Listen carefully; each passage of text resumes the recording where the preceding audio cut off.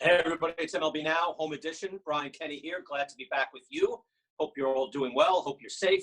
Joining us right now, he's a frequent guest on the program, our good friend Boog Sciambi of ESPN. How are you doing, Boog? I'm good, BK. What's happening? Everything all right? Everything's all right with me. You're back up because you're up early. You're doing Korea Baseball Organization games for ESPN. So you did, right? You calling games early in the morning from here, from stateside. And now this is the rest of your day. How is that working for you? I can't promise you that I'm going to be electric in this interview right here, but I'm going to do my best. No, it's different. Your schedule gets turned upside down, but you're getting a chance to watch some baseball. I'm doing it from the confines of my office here. So, by the way, National Redhead Day. That's Prince Harry right there. Is it right now? It really is. Today? Right there. Oh, who knew? Yeah, I mean, now you know. There you go. Now we know. So tell me, what is it like calling games for the KBO? So it's not it's not an easy question to answer just because of there's so many parts that make it challenging.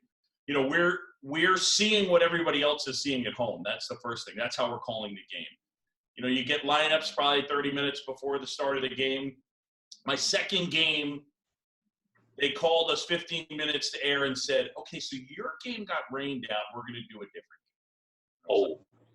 game. Yeah. The two teams that we had the day before, so it wasn't as bad because that thankfully was the only choice.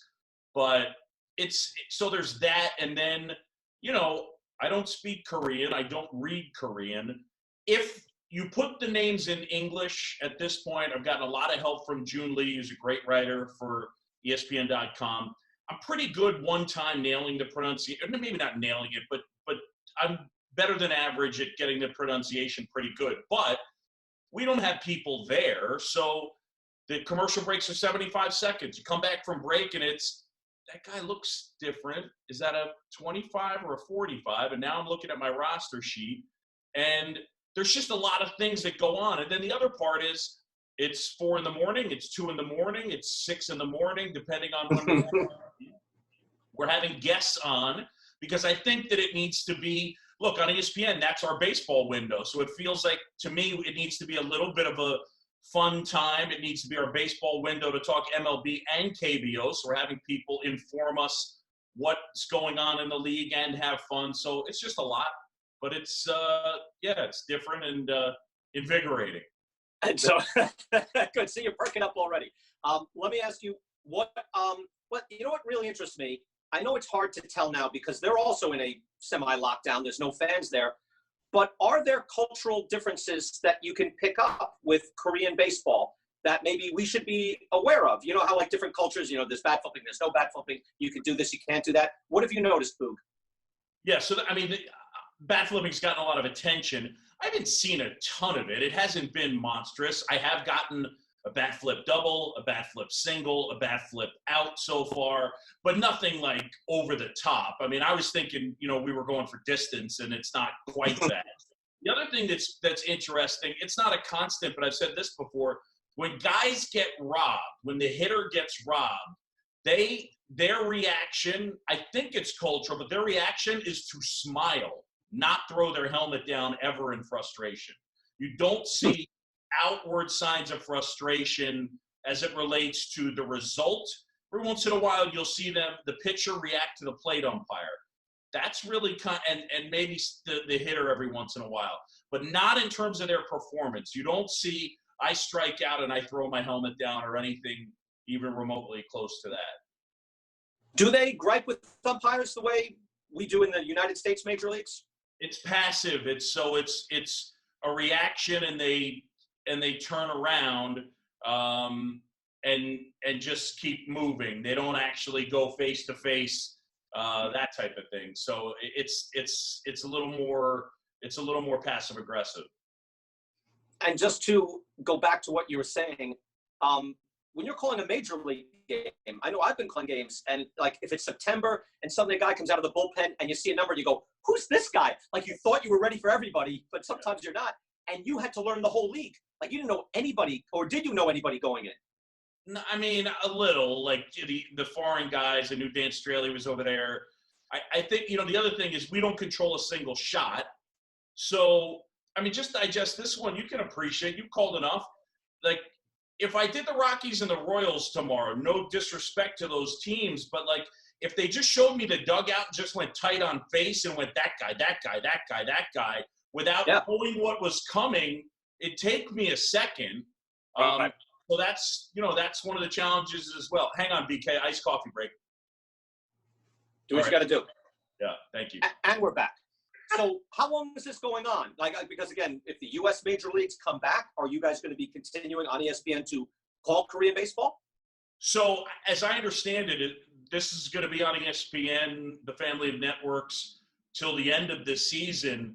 Whether I'll be calling, I mean, my hope is that we'll come back, we being Major League Baseball, and I'll be calling Major League Baseball games. But as I understand it, ESPN will be doing KBO games the rest of the year. Okay. Well, more baseball. You know what? I'll tell you what I miss, and then I'm going to ask you what you miss most. Because now, as at least where I am in the Northeast, it's starting to get warmer, and I will flip on games. I was actually, I was texting John Smoltz because it was Smoltz versus Jack Morris, Game 7, 1991 World Series. And what I really missed was just having the game on in the background, as the family was moving around the place and hearing a ball game in the background. That's what I missed. What do you miss most, Boog, with what has happened this year? It's funny. It's probably not as relatable to the average fan. Look, I miss the game, but I miss the interaction. I miss being at the ballpark.